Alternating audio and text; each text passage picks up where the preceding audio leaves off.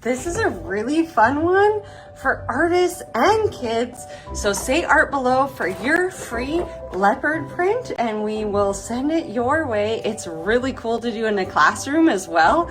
And kids love it. And there's lots and lots of spots. So it actually takes time, hopefully, fingers crossed. The cool thing about it is that we're experimenting with color and media. So mixing media, letting it dry, and then coming on top with a bunch of layers. And you can use the tools that you already have. That pile of art supplies, the back classroom stuff you haven't brought out. We used oil pastels and colored pencils for this one. And you can use soft pastels, you can use tempera paint, watercolor, all sorts of things. Check that out below and say art for your free guide on how to do this really fun activity. We can't wait to see what you create. Ready to paint some cougars, Teddy? Yeah. Me too. Okay, we've got some gouache, we've got some old watercolor trays, we've got some neon fluorescent paint, we've got some basic ones, we've got some golden. So maybe just do a tiny little squirt at each. You don't need much. The outside. Do you know our first step to any painting? Put the tape on it. Yeah. Should I rip your tape and then you do it? Tape down the edges for paper stretching, right? So we'll remove our cougars.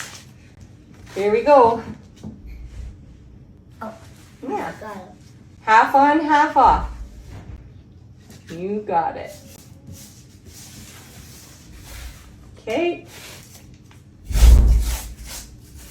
Let's measure.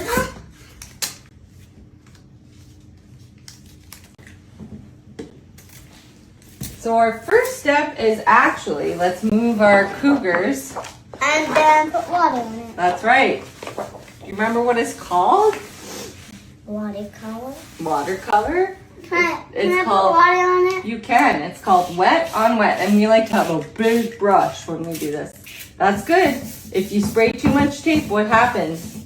Comes off. Yeah, your tape comes off. And do you know what's going to happen? Because our board's like upright, we might get some really cool drips. You want to try? Yeah. Watercolor. Yeah, you can lay it flat or you can get cool drips. What do you want to try first? The gouache set? I want to do all of the color. Okay, you go for all of the colors then. Can I do it? Yeah, you go for it. Oh, you gotta, this is an important step too. Wow. Ooh, gently scrape or you will rip your paper.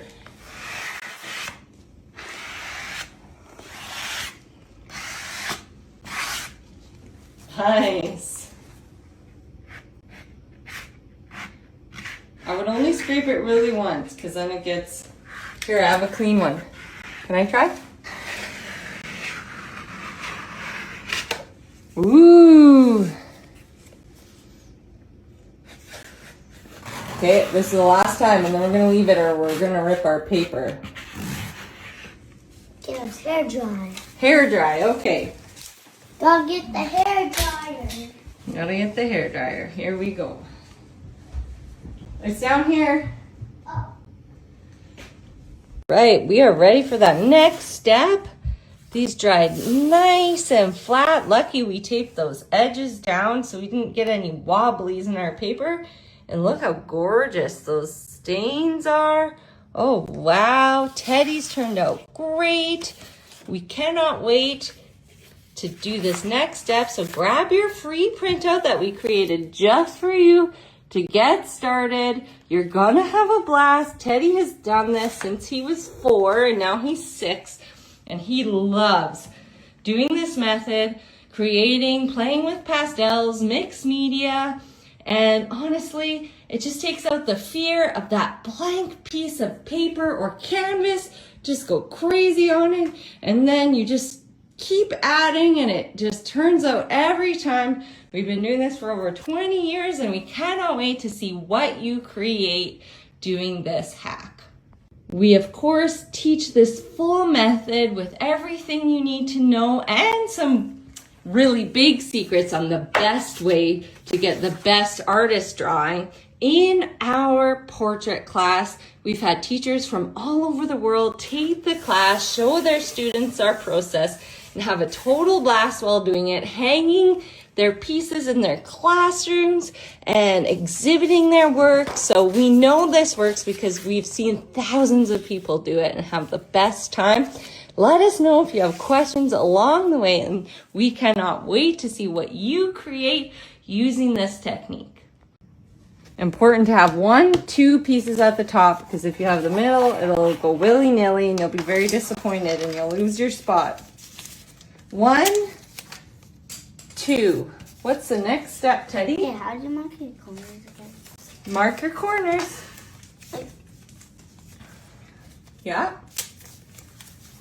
Find your composition too. Maybe you want yours lower or higher. Wherever you want your cougar is cool. It's your decision. You can kind of look at your underpainting and be like, where would my cougar best fit?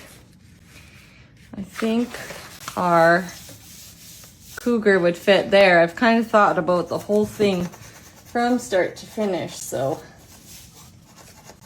Oh, now I can't mark my corner there. So let me make my tape a little bit shorter so I can mark all 4 corners. Right? All right, so marking our 4 corners, because if you lose your place, it can always be found in there, right? Okay. All right, let's try this out. Let's try With this. Can I do it with this one? You got it. Let's try out our first line. The blue looks gorgeous, that cobalt blue. You can pick any color. Kind. I would recommend, I would recommend like a darker color for sure. Blues, browns, depends on the color of your background too, right? So you can play with your color theory. Now that's looking cool. All right. So biggest things to smallest things. So outside lines, big paw lines, and then start getting in on the details. Also, press with the tip of your pencil. For those bold lines, you can press hard and you'll get a hard line. And then on the softer areas, you can press softer and you'll get a softer line, and it'll make a more dynamic, interesting drawing. And for shaded areas, you can turn your tool to the side like this and get different kind of marks and shading that way. And again, it'll all make for an more interesting drawing. How's your blue turning up, Teddy? Good. Yeah.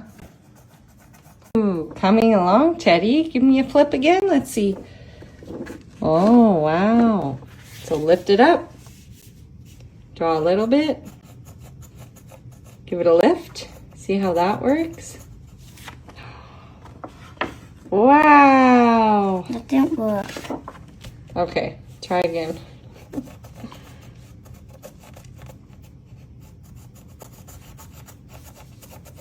Lift it with this hand so I can see. There we go. Nice. Mine's going kind of cool but slow. Haven't gotten to the face yet.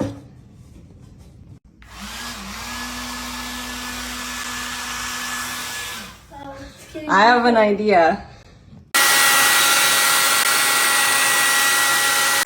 So oh my gosh, Charlotte, this is so cool. You come in with a hairdryer, make sure your edges are secure everywhere. It gets really, really wobbly, and then it will dry super duper flat. That's why we've taped our edges.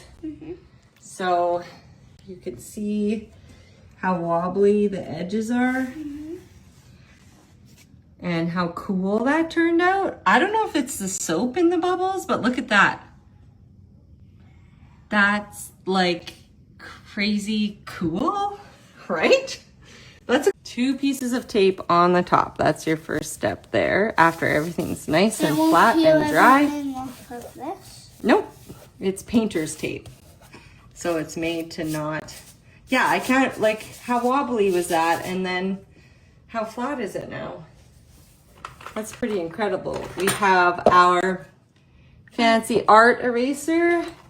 We have our HB pencil sharpened. I'll sharpen that for you, ready to go. In a second. It is ready to go. We've got pastel on the back of our printout. Why do you need the pastel on the back? Watch this. I'm gonna just draw this cougar dot here. Da, da, da. Hold on. See? So you'll draw your whole, you'll start with the outlines on the outside like that. And whoa! That's really good. Holy moly. That's amazing. How do you feel about it? I like it. Oh, yeah, here we go. That's awesome.